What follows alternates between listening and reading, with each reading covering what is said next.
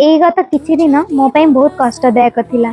न चाहिकी भी अदिनिया झड़टीए आम मान जीवन को माड़ी आसिला आउ किछि मुहूर्त ही सबु किछि को नष्ट करदेला। व्यक्तिगत एवं पारिवारिक जीवन झड़ को संभाळा टिके समय लगिला। एक कथा तो कहबेनी जे एबे सबु किछि ठीक हो गला, किंतु सबु किछि को संभाली निजे पुणी दृढ़ आत्मविश्वास सह छिड़ा हेबाकु पड़िला। झड़ पर जेमिति सबु किछि नष्ट हो जाए आउ सबु किछि को सजाड़िबा को समय लगे, सेमिति किछि समय मध्य लागिला। हेले आम मानक जीवन रे जे जुआर आसी सबु किछि को नेई गला से सब आ केबे भी फेरिबनी सत, किंतु परिवर्तन ही संसारर नियम।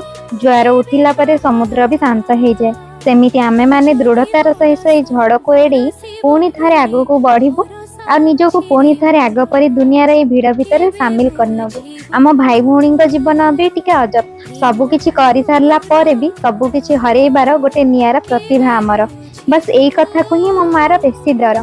जीवन रास्ता केबे भी सहज नुहे, सेमिति अदिनिया झड़ भी बेले बेले भूल बुझामणाटी दृढ़ संपर्क को दुर्बल कर दिए। तथापि आमे आशा छाड़ीनु, जेमिति राति पर दिन आसे सेमिति आम जीवन भी सफलता आसिबो। आज जो माने गोड़े अलिया भाभी आड़े देले काली हुए तो निजर करी कोले नेबे।